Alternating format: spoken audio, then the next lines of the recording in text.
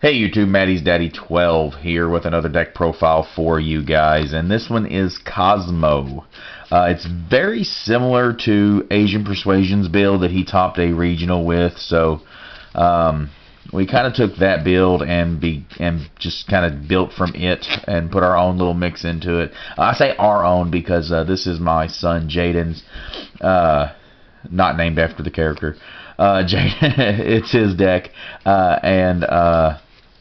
so we do a lot of things very similar to what Asian Persuasion did with his build, but he puts his own little twist on it. And I don't know. We're playing in the Spiral format, and I know Spiral is dominating everything right now, but this is just something that we still play very casually, because like regionals is really the only thing we really go to, and that's only when we're able to. So like we still play very casually and stuff. So this is what he's been playing for the locals and whatnot, and it's been doing very well. He really enjoys it.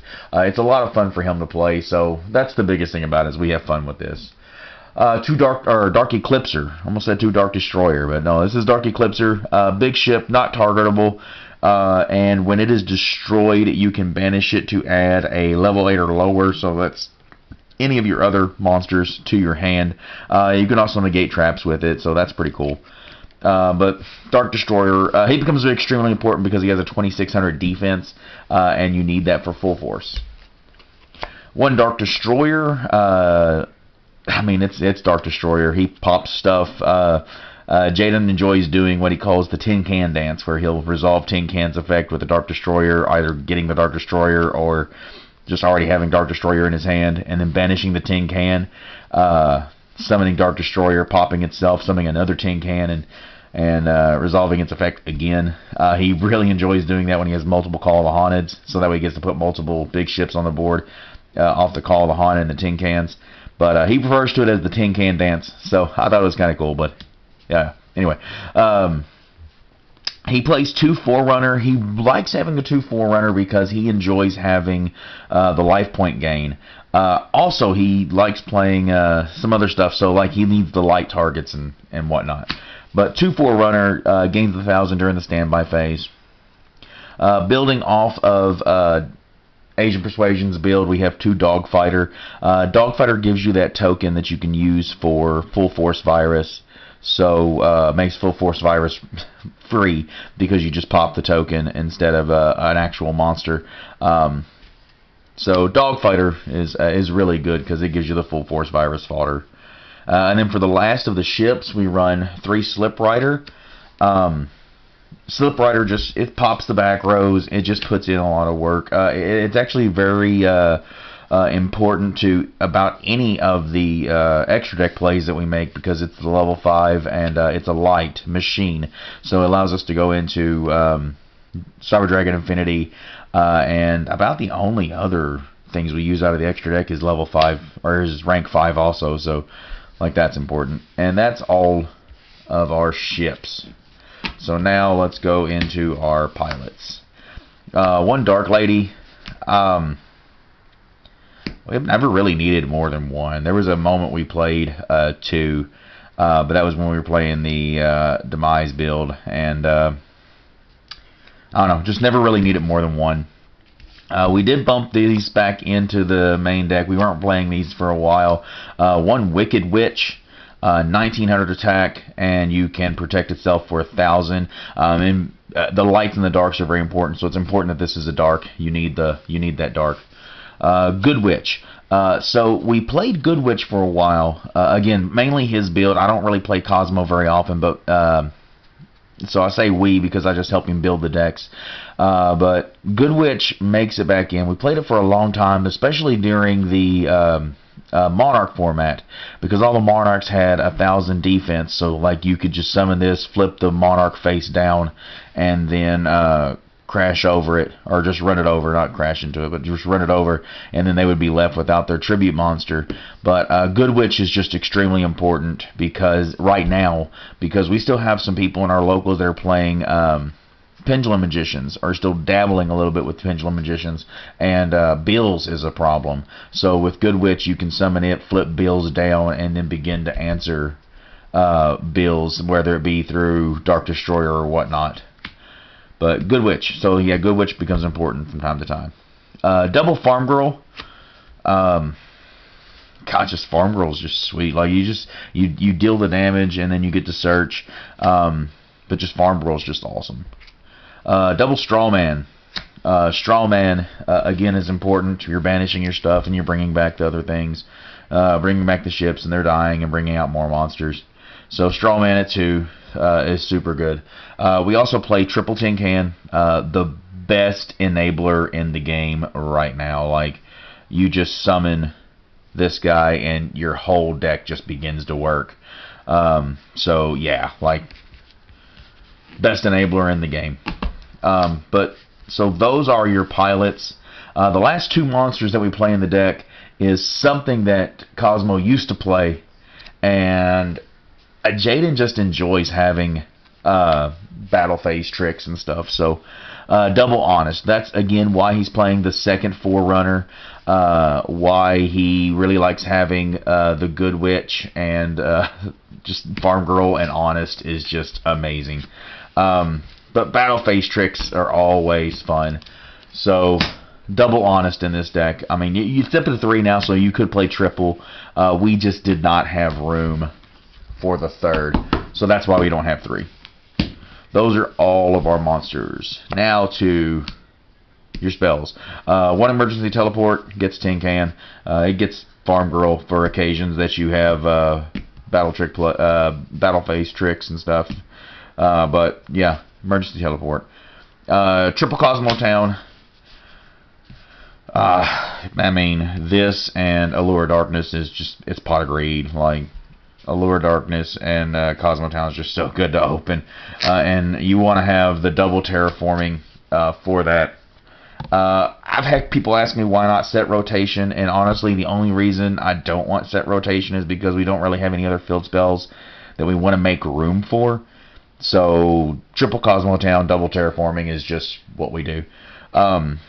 The Cosmo Town, yeah, you're putting your monsters back. It's your mulligan, it's draw power, it's add monsters back, it's search for a monster when it's destroyed. It's just everything you could ever want out of a field spell. Now all the draw power. We have double Allure of Darkness. Again, another reason why we play the Wicked Witch, because we want the dark. But this in Cosmo Town, like, you play this, you draw 2, you banish the dark, you play Cosmo Town, you pay whatever to add that dark back to your hand. So yeah, double Allure of Darkness, draw 2 cards. Pot of Desires, 2 Pot of Desires, draw 2 cards.